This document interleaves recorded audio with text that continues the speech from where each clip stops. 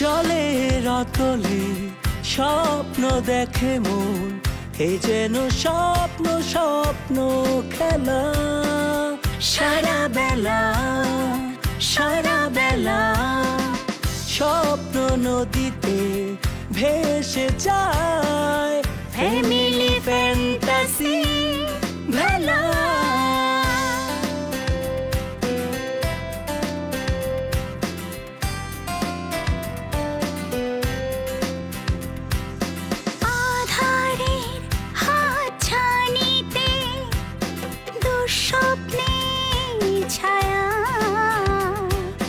থমকে যায় সময় ঘরে, জানি শুধু তুমি ফিরবে বাড়ি।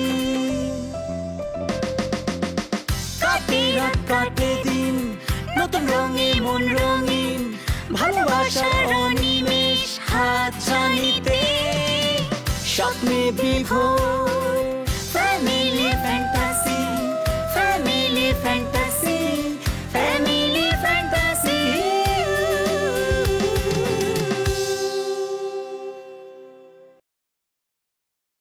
সাম্য বাবা ফোন দিছিল, সে কইলো সে আর বাড়ি ফিরবে না। সে আর নতুন কি, তোমার কাছে কেন বলে সেটা আমি বুঝি না। কি হয়েছে আম্মা?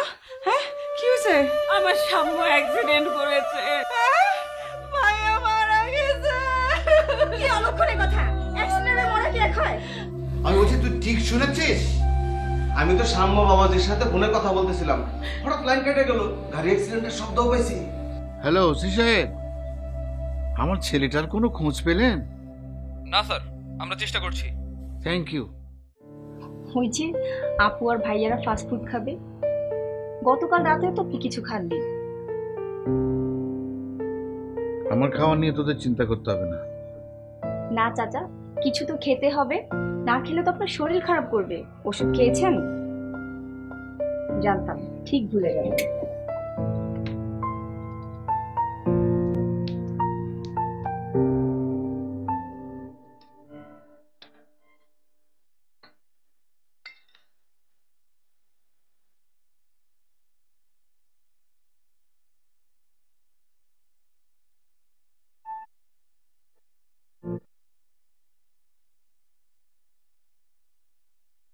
নিয়ে ফ্রেশ করুন, আমি একটু পরেই রাতের খাবার দিচ্ছি।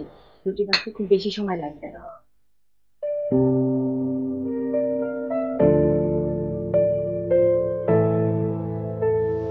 রুটি করছিস?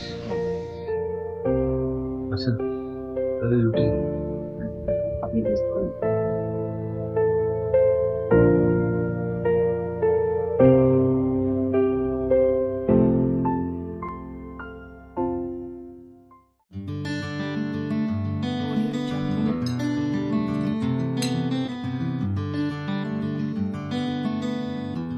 বাবা, তোমাকে একটু চিকেন দেই? না রে, এগুলো তো আমার খাওয়া নিষেধ। তোর মা এলো না? না, মাকে অনেকবার বলেছি, মার নাকি খেতে ইচ্ছে করছে না। মনের এই অবস্থায় খাওয়া যায় বলো আপু? আমি আম্মার সাথে খাবো, আপনি খেয়ে নিন চাচা। আচ্ছা বাবা, তোমার সঙ্গে ভাইয়ার লাস্ট কবে কথা হয়েছে? কিন্তু আজকে দুপুরে একটু পর পরই। কেন রে?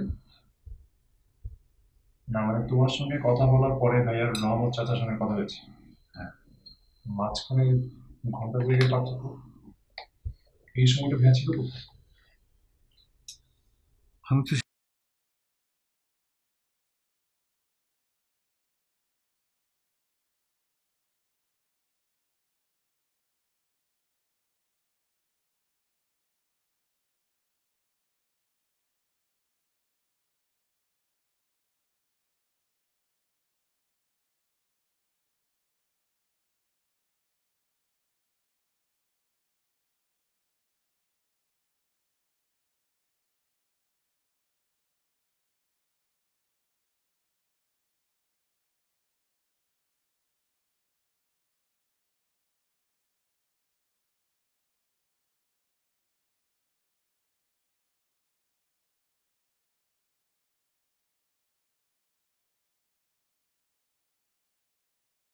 আচ্ছা তুমি খাও, খাও। কিন্তু তোর মা খাবে না।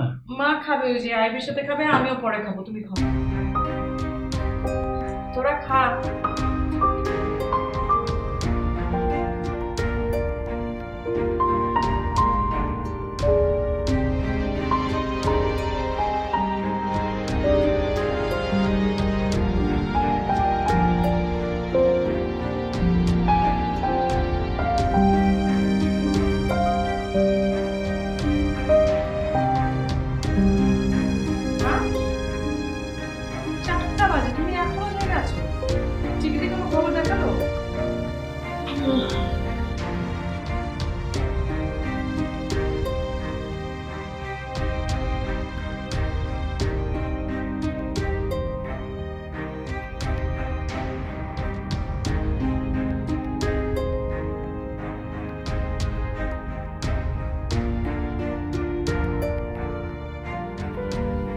মা, ভাইয়ার কোনো খোঁজ পেলে? না,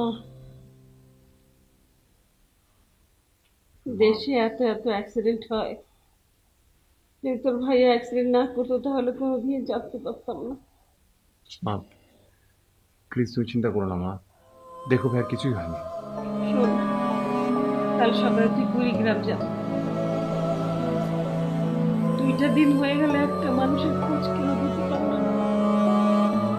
মা তুমি টেনশন করো না, তোমার একটা খবর পেয়ে যাবো, ভাই তো যাচ্ছেই। ঠিক আছে, আমি কালই কুড়িগ্রাম যাবো, তুমি চিন্তা করো না। আমি তো আর পারছি না, আমি আর পারছি না, পাগল হয়ে যাবো। ঠিক আছে ভাই, তুই যা, তুই গেলে একটা স্কুল নিউজ পাবো আমরা। ভাইয়া তুমি রুমে গিয়ে একটু ঘুমাও, আমি সকালে ডেকে দিব।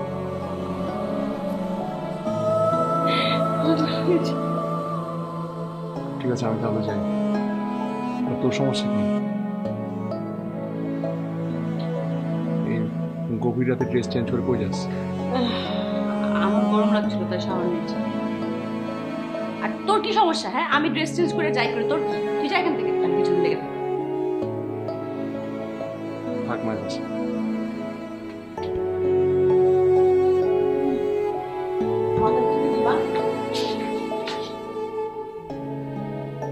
শাওয়ার নিবে, তাহলে একটু ভালো লাগতো। ও কথা কম বল, যা তুই এখান থেকে যা।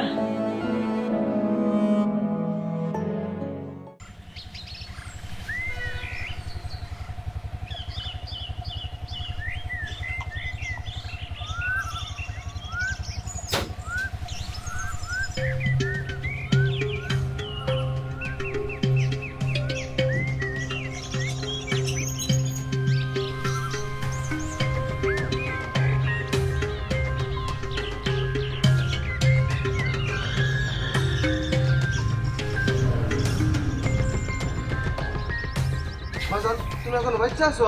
আরে কি বলছো, বেঁচে থাকবো না কেন? আমি না তোমাকে ফোনে বললাম যে আমি বাড়ি ফিরে আসছি। হ্যাঁ, আমি তো বললাম তুমি বাড়ি ফিরবে না। আরে বাড়ি ফিরবো না সে কথা তো আগে অনেকবার বলেছি, কিন্তু এতে কাদার কি হলো? আমি তো গাড়ি অ্যাক্সিডেন্টের শব্দ শুনি না, তারপর তোমার মোবাইল বন্ধ। যা ভেবেছিলাম ঠিক তাই, তোমাকে নিয়ে না আর পারা গেল না। একটা উল্টোপাল্টা বাঁধিয়েছো, বাবাকে বলে এবার তোমার প্রপার ট্রিটমেন্টটা করাতেই হবে। যাও বাবা, তাড়াতাড়ি ঘরে যাও, তোমার জন্য সবাই অস্থির হয়ে আছে। আমার জন্য অস্থির হয়ে থাকবে কেন? কি বিপদ? আমি না বুঝি না এইসব নিয়ে, আমি না মাঝে মাঝে বুঝি না এই ব্যাপার।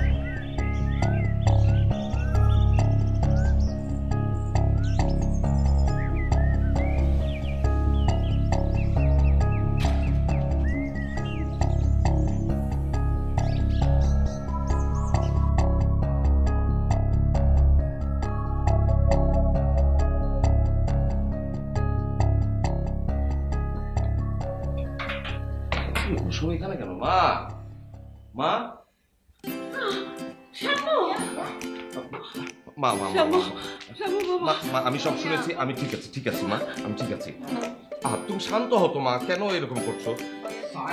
হ্যাঁ হ্যাঁ, কে এসেছে? বাবা সাম্য ঘর শুনছি।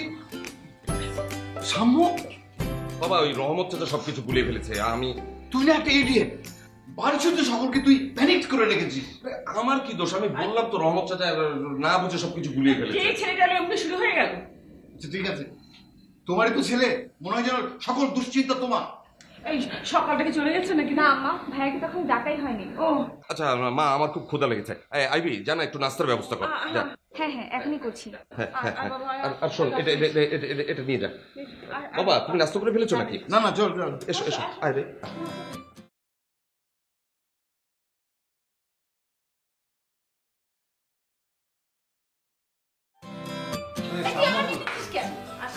চুপচাপ খাও তো তোমরা। আমাকে দাও। সবাই এসছিস? বসো বাবা। গুড মর্নিং ভাইয়া। এই না বাবা। থ্যাংক ইউ মা। এসব আদিক খেতে গিয়ে আমার একদম পছন্দ না। মা, উপরে তো পাটা ঘুরছে, তুমি ভাইয়াকে বাতাস করছো কেন? তোদের অসুবিধা কোথায়? ও তো ঘামছে রে বাবা। হ্যাঁ, আমিও তো ঘামছি, তাই না রে অনন্যা? আইবি, আমি যে মিষ্টিগুলো এনেছিলাম সেগুলো কোথায় রেখেছিস রে? ফ্রিজে রেখেছি ভাইয়া, এখনই নিয়ে আসছি। জানি সিরাজগঞ্জের মিষ্টি। বুঝলি, সিরাজগঞ্জে গিয়েছিলাম এক বন্ধুর বাসায়। সিরাজগঞ্জের বিখ্যাত মিষ্টি মা, কি যে টেস্টি না, মানে দোকানের বাইরে সবসময় লাইন লেগেই থাকে, তাই না বাবা? সেই রকম একদম কইরে সেই অবস্থা। দেখতো অনন্যা, এটা তো জিলাপি, মিষ্টি না। জিলিপি মানে? মিষ্টির প্যাকেটে জিলিপি? হ্যাঁ জিলাপি। আসলে ব্যাপারটা যে কি হলো আমি তো বুঝতে পারছি না। আমি তো মিষ্টি আনলাম, কি করে কি হয়ে গেল? আর কি, তোমাকে মিষ্টির বোতলে জিলাপি ধরে দিয়েছে। ভাইয়া কোনো অসুবিধা নেই, খুবই মজা। এই তোরা খাও। আচ্ছা সম্য, তোর কি হয়েছিল সেটা বলতো। হ্যাঁ ভাইয়া বলো, তোমার গল্পটা শুনি। রমা চাচা বলেছিল তুমি নাকি আসবে না। শোন না, আমি রমত চাচাকে ফোন করে সব বলেছি। এখন রমত চাচার সঙ্গে কথা বলছিলাম, এর মধ্যে আমি বাস স্ট্যান্ডে মাত্র ঢুকেছি। বাসটা অনেক প্রাউড আর কি, হর্ন টর্ন বাজাচ্ছে। আর ওই অ্যাক্সিডেন্টের কি হলো বুঝলাম না। রমত চাচা মনে করেছে এই সময় আমি অ্যাক্সিডেন্ট করেছি। আর তারপর যেটা হলো, ফোন বন্ধ থাকার কারণ হচ্ছে ফোনটা তো পকেটমান নিয়ে গেছে। আচ্ছা, তুমি তো অন্য কারো মোবাইল থেকে ফোন করতে পারতে ভাইয়া। এখন তো কারো নাম্বার মনে আছে নাকি? হ্যাঁ, এই মোবাইল আসার পর তো কারো নাম্বার আর মুখস্থ করা হয় না। তারপরে ঘটনা হয়েছে, TNT যুগ যদি হতো তাহলে 50-60টা নাম্বার মুখস্থ থাকতো, তাই না বাবা? হ্যাঁ, যাক, যা আবার হয়েছে, আল্লাহর কাছে হাজার শুকর যে আমার ছেলে ফিরে এসেছে। এখন তোমাদের এত কথা বলার দরকার নেই, যাদের খাবার খাও তো শেষ করো। জিলাপিটা কিন্তু মজা। Thank you. শুধু নাস্তা করছিস না, আমাদের জন্য চা করে রেখে আনো। ও মা হবে না? আর একটা কথা সাম্য, এখন একটু সংসারের মুখে হও, বাইরে বাইরে ঘুরে বেড়ায় না, একটু থিতু হও এখানে। আমার ব্যবসা বাণিজ্য এগুলো একটু তোমাকে দেখতে হবে। হয়েছে তো, খেতে যাও, তারপরে কথা বলো। খাও না, একটু খা। বাবা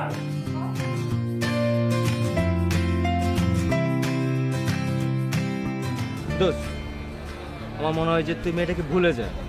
এটা কি কস দোস্ত? দোস্ত, ও কিন্তু খারাপ কিছু বলে নাই, কারণ ইউনিভার্সিটিতে ওর মতো অনেক মেয়ে আছে, আমরা তো রাই না দিব, তুই টেনশন নিস না একদম। তো ওর মতো অনেক মেয়ে আছে, কিন্তু ও তো আর নাই। আমি তো ওরে লাভ করি দোস্ত। এই তোমার বান্ধবী আছে না? আছে না, ও যদি বলে আমার দু একটা বান্ধবীর জন্য ম্যানেজ করতেই পারি, এটা কোনো ব্যাপার না। না দোস্ত, আমার আর কারোর লাগবে না দোস্ত, আমি ওরে ভালোবাসি। তোরা ওর সাথে আমার কিছু একটা করাই দিতে পারলে করাই দে। আমার মনে হয় মেয়েটা তোকে তাবিজ টাবিজ করছে। আদারওয়াইজ তোর মতো একটা ব্রাইট স্টুডেন্ট, এতগুলো মেয়ে থাকতে এই মেয়েটার চোখে, এই মেয়েটার দিকে কেন চোখ করবে? তোর স্ট্যাটাস আর ওই মেয়েটার স্ট্যাটাস এক। তোর স্ট্যাটাস কোথায় আর মেয়েটার স্ট্যাটাস কোথায়? ক্যাম্পাসে কি আসবি? তুই লাইন ফেলাই দিস। এতগুলো মেয়ে থাকতে এই মেয়েটার চোখে, এই মেয়েটার দিকে কেন চোখ করবে? ও আমার তো কিছু করে নাই দোস্ত, আমি ওর প্রেমে পড়ছি। প্লিজ দোস্ত, একটু বোঝার চেষ্টা কর। সামনে সেমিস্টারের জন্য প্রস্তুতি নে। তুই যে ব্রিলিয়েন্ট স্টুডেন্ট, তুই গত সেমিস্টার খারাপ করলি কেন? জাস্ট এই মেয়েটার জন্য, কারণ তোর তো রেজাল্ট খারাপ হওয়ার কথা না। তো সেটাই তো কথা, আমি ওই দিন কোর্স নামের জায়গায় ওর নাম লিখে ফেলছি দোস্ত। সবসময় ও আমার মাথার মধ্যে ঘুরতে থাকে, সব সময় দোস্ত। কোনো থিওরি টিওরি কিছু না, খালি ওর চেহারা, ওর ছবি, ও হাসে কেমনে দোস্ত, তুই দেখছিস কেমনে হাসে? এটা আমি বললাম না? হয়েছে দোস্ত, বুঝতে পারছি। এখন তুই আমার কথা শুন, তুই ওর চিন্তা মাথা থেকে বাদ দিয়ে একটু পড়াশোনা কর, নেক্সট আবার এক্সামটা অনেক ভালো করবি। আমার মনে হয় তুই 47 সনের ওই ছেলেদের মতো কথা বলছিস, নাইলে এরকম হওয়ার কথা না। বইয়ের ভিতর কয়েকটা নায়িকা ছবি রাখ, তাইলে হচ্ছে এই মেয়েটা ভুলে দেবে। দোস্ত ফাইজলামি করতেছি দোস্ত কথাটা ভুল বলে নাই, ঠিক আছে? তুই ওর টেনশন মাথা থেকে ঝাইরা ফেল, মাথাটাই গেছে। কেমনে যাবো বল, আমি পড়তে বসলে ওর ছবি দেখি, আমি ক্যাম্পাসে ঢুকে দেখি কেউ হাইটে যেতেছে, আমার মনে হয় ও হাইটে যেতেছে, আমি পুরো ফিজা হয়ে গেছি দোস্ত। এটা তোর মাথার মধ্যে ঢুকে পড়ে, এটা তো তোমার চোখে চোখে। কি ব্যাপার বলবি তো? কি বল। হ্যাঁ কি ব্যাপার বলতো ভাইয়া। আচ্ছা তুমিই বল, কয়েকদিন পর পর তুমি যে এসব ইনসিডেন্ট ঘটাচ্ছ, এগুলো কোনো মানে আছে ভাইয়া? হ্যাঁ, আমাদের কথা বাদই দাও, আমরা সবাই তোমার ছোট, কিন্তু বাবা মার কথা একবার চিন্তা করো তো ভাইয়া। এই বয়সে যদি তারা তাদের বড় ছেলেকে নিয়ে এইভাবে চিন্তা করে, তাহলে কি তারা সুস্থ থাকবে বলো?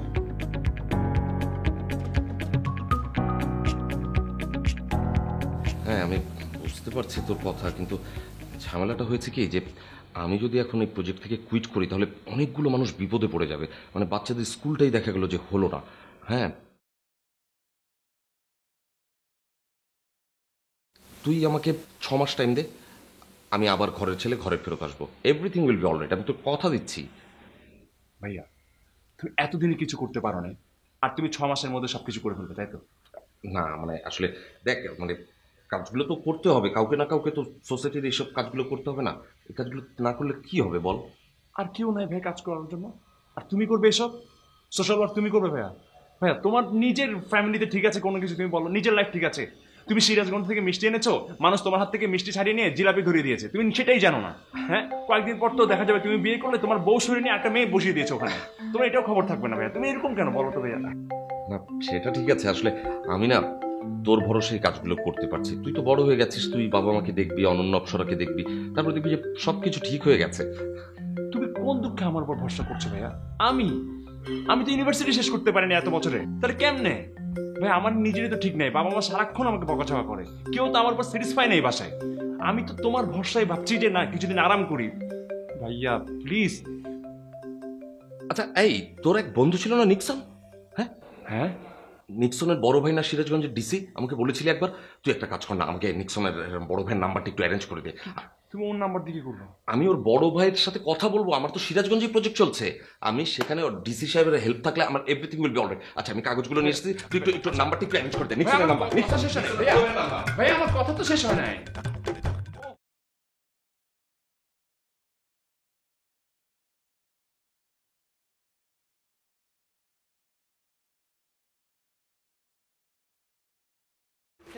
High, not bad. আচ্ছা ভাইয়ার কি অবস্থা বলো তো? ভাইয়ার তো কিছুই হয়নি, ওই রহমত তো সব ঘুরিয়ে ফেলেছিল, ভাইয়া তো সকালেই বাসায় ফিরেছে। যাক বাঁচা গেল।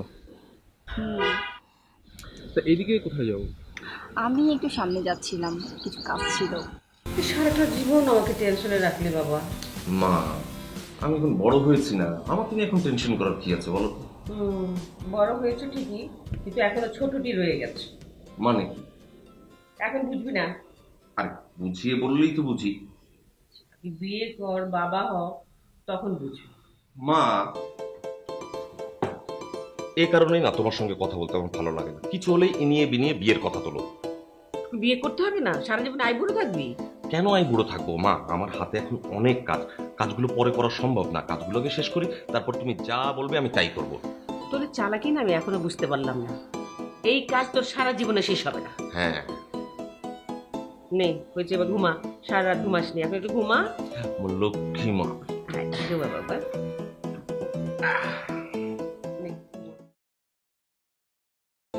মজাই ছিল তাই না? কাজ সেরেছে। কি হয়েছে? ওই যে মগাটা। ও হ্যাঁ তাই তো, প্রতিটা দিন দাঁড়ায় থাকে।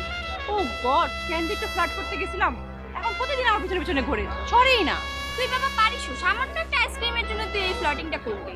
তুই এরকম মকা দেখলে ফাইজলামি করতে ইচ্ছা করে না, একদম হাবা গোবা জানিস। এখন সামলা। এনিওয়েজ দেখ আমি কি করি, ছেলেটাকে বেচারা বেচারা রাখ। ঠিক আছে কি বলবো জানিস? হ্যাঁ কি করবি? দাঁড়া চিন্তা করতে দিন, কেমন টাকা আছে দেখ, আমার চোখগুলো এখন বাইরে আসবে। ভাইয়া ভালো আছেন? একটা খালা আছে